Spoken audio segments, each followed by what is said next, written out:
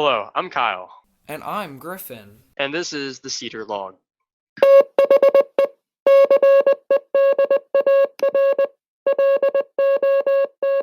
The information for this series on the history of Resica Falls is from Till the Waters Fall No More by Michael G. Comfort. This week we will be sharing the history of Resica, continuing from its prehistory to the late 1950s. Let's get to it. Nothing remains today of the old village of Resica except for the whole old schoolhouse, abandoned roads, fountains, and the stone walls which can be seen throughout the reservation.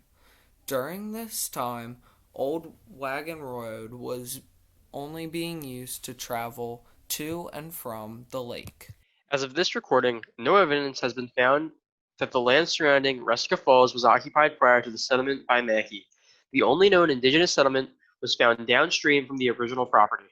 In the 1940s and 50s, Resica Falls was a resort much like other similar areas in the Poconos. The owners lived in the Big House, or the White House as it was known today. There was also a sportsman club that is known to have used the property. The birth of Resica came out of the Philadelphia Valley Forge Federation that was chaired by John Curtin Jr. The goal of the Federation was to develop Resica Falls into the largest scout reservation in the East. At the time of purchase, the reservation consisted of 4,100 acres, 6 miles of Bushkill Creek, and 20 miles of boundary. The camp was run by the Federation and not by either council.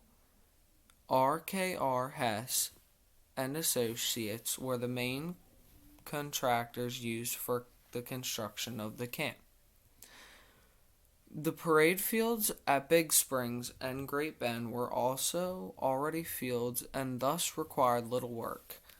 The current Native American Village program area was originally a wooded picnic grove with a boardwalk of sorts running through it. The boardwalk was removed and the fish pond was added. The original plan for the reservation was to construct 6 camps that could hold 250 scouts. Each camp was to have a dining hall, pool, headquarters, staff area, craft and nature lodges, and platform tent sites. The plan was to have 3 camps on each side of Route 402. Only 3 camps were built, and these were Big Springs, Great Bend, and Firestone Explorer Base. And now to Luke for a quick message from the community. Hello, everyone. So, I just wanted to real quick remind you that if you have any information or history about scouting in general, please contact us on social media or through our email at history@unamilodge.org, and we can get anything sorted. As well, if you would like to come to the 105th Unami Lodge dinner, please go to our website for more information. Thank you so much. And now, back to Griffin and Kyle. The headquarters of the Federation was located in the White House, which was briefly called the Teddy-Sung Lodge. The first buildings built by the Federation were the cook's cabins and the maintenance buildings. In October 1956, an Explorama was held, and a Resco Falls Scout Reservation was officially dedicated. Federation Chairman John Curtis Jr., Directors N. Harold West, West Valley Forge Council Executive W. B. Hubble, and Philadelphia Council Executive H. M. Privet were in attendance.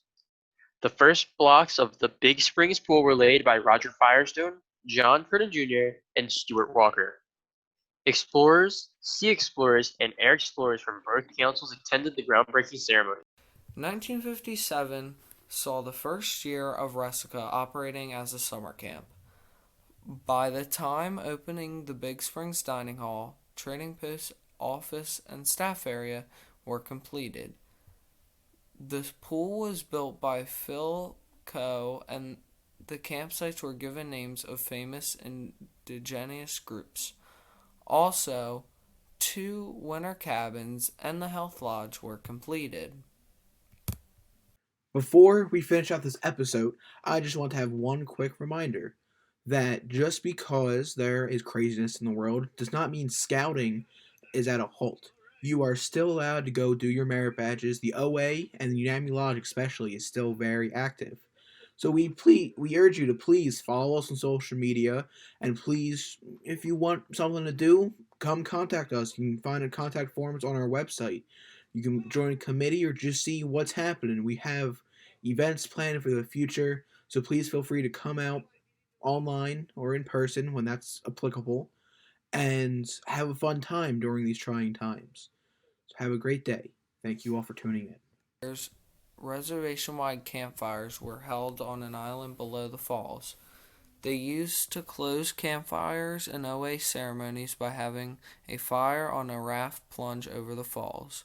The Fish and Game Commission ended its practice over a concern of harming fish spawning. In the 1960s, the campfires were held in a field between the picnic area and the fisherman's parking lot. A stage was constructed by Delmont Lodge, and joint campfires between Great Bend and Big Springs were held there. Delmont Lodge constructed a stage as well as a joint campfires between Great Bend and Big Springs were held there. Well, folks, that was part 2 of our Resica Falls series based on Mike Comfort's Till the Water Falls No More. As always, please feel free to check out all of our other series covering Delmont and Hart, and be sure to subscribe to the podcast wherever you listen. The Cedar Log is a production of the Unami Lodge 1 History Committee.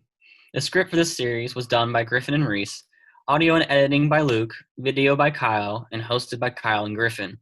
A special thank you to Michael G. Comfort for letting us use his packet Till the Water Falls No More.